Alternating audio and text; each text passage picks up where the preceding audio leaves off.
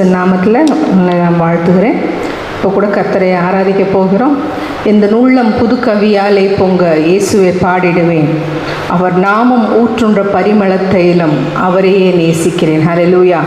அவர் நாமம், அது ஒரு நாமம் போதும். எல்லா நாமத்துக்கும் மேலான நாமம் இயேசுவின் நாமம். அது ரொம்ப மதுரமான நாமம். அது நம்ம எல்லா பிரச்சனைகளும் போக்குற நாமம். சுகத்துக்கு நமக்கு சுகம் தருகிற நாமம். ஹல்லேலூயா. அந்த நாமத்தை நம்ம இந்த டைமில் நம்ம உயர்த்தி அவரை நம்ம பாட போகிறோம். ஹல்லேலூயா. இந்த உள்ளம் புது கவியாலே பொங்க இயேசுவை பாடிடுவேன், அவர் நாமம் ஊற்றுண்ட பரிமள தைலம், அவரை நேசிக்கிறேன். அவர் நாமம் ஊற்றுண்ட பரிமள தைலம், அவரை நேசிக்கிறேன். அல்லேலூயா, துதி அல்லேலூயா,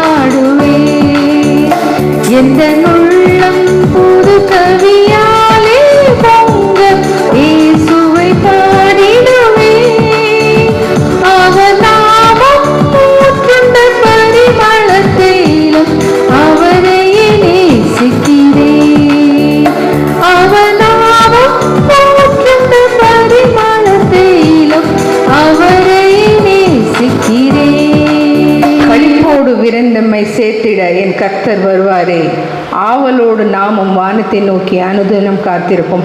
கர்த்தர் திருப்பி நம்ம வருவார், மேகத்தில் தூத சேனையோடு வந்து நம்மளை என்ன பண்ணுவார், திருப்பி அவர் நமக்காக ஒரு இடத்த ரெடி பண்ணிட்டு இருக்கார். பரலோகத்தில் என்ன பண்ணுறாரு, நமக்காக ஒரு இடத்த ரெடி பண்ணுறாங்க. மற்ற ஜனங்களை பார்த்தீங்கன்னா அவங்களுக்குன்னு ஒரு நம்பிக்கை கிடையாது. வாழ்கிறா எத்தனை வருஷம், 60, 70, 80, 90, 100. சிலர் ஒரு அம்மா ஒத்தி போட்டுருங்க 130 வயசு. அவங்க 130 வயசில் உயிரோடு இருக்காங்க. உயிரோடு எப்படி இருக்காங்கன்னா, சும்மா பெட்டில் படுத்து கிடக்குறாங்க. அவங்க உடம்பு ஃபுல்லாக எலும்பாக தான் இருக்குது. அது மேலே ஒரு சின்ன தோல் போத்துன மாதிரி இருக்குது. அவங்க எலும்பு கூடுக்கு மேலே ஒரு தோல் போத்துன மாதிரி இருக்காங்க. பட் அது வாழ்கிற வாழ்க்கை வந்து அது எந்த அளவுக்கு வந்து அது பிரயோஜனமான வாழ்க்கைன்னு தெரியாது. ஆனால் ஜனங்க அந்த மாதிரி வாழ்கிறாங்க. இந்த உலகத்தில் வந்து கிறிஸ்தவராக இருக்கட்டும், கிறிஸ்தவர் இல்லாதவர்களாக இருக்கட்டும், மற்ற ஜனங்களாக இருக்கட்டும் வாழ்கிறாங்க. ஆனால் வாழ்கிற வாழ்க்கை வந்து அதுக்கு இதோடு முடிஞ்சிடுது. அவங்க என்ன செய்கிறாங்களோ, புண்ணியம் செய்கிறாங்க, பாவம் செய்கிறாங்க, எல்லாமே அதுக்குள்ள பயனை இங்கே பெற்றுக்கொள்கிறாங்கங்கிறது தான் இருக்குது. இல்லை ஹிந்துஸில் சொல்கிறாங்க 7 ஜென்மம் நம்ம எடுக்கணுமா. ஒரு ஜென்மத்தில் இங்கே தப்பாக பிறந்துட்டா ஒரு பேச்சு போட்டியில் ஒரு அம்மா சொல்கிறாங்க, நான் போன ஜென்மத்தில் பாவம் செஞ்சுருக்கணுங்க, அதனால தாங்க இந்த ஜென்மத்தில் நான் பொண்ணாக பிறந்துட்டேன் அப்படின்னு சொல்லிட்டு. அப்போது பொண்ணாக பிறந்ததை கூட பாவமாக நினச்சிட்டு இந்த ஜென்மத்தில் நான் புண்ணியம் செஞ்சு அடுத்த ஜென்மத்தில் நம்ம வந்து நான் நல்ல ஜீவனாக பிறக்கணும் அப்படிங்கிற எண்ணம்லாம் இருக்கிற காலகட்டங்களில் கர்த்தரோட நம்ம கிறிஸ்துவுக்கு ஒரே ஹோப் என்னன்னா, இல்லை இது ஒரே ஜீவியம்தான், நமக்கு ஒரே வாழ்க்கை தான் கொடுக்கப்பட்ட. எத்தனை வருஷம் கொடுக்குறாரோ ஆண்டவர் நமக்கு இதில் எழுதி வச்சுக்குது. நம்ம ஆயுசை சம்பூர்ணமாக்கி அவரோட வேலையை நம்ம இங்கே செஞ்சு முடித்தோன்னா, அவருக்கு ஏற்ற பிள்ளைய நம்ம இங்கே நடந்தோன்னா நித்தியமாக அது எத்தனை வருஷம் இல்லை, 1000 கோடி கோடி கோடி கோடி வருஷம் அவர் கூட போய் நித்தியத்தில் அவரோடு இருப்போம். ஹல்லேலூயா. அவரோட அன்பில், அவரோட ஐக்கியத்தில் எப்போவுமே ஆண்டவரை பார்த்துட்ருப்போம்.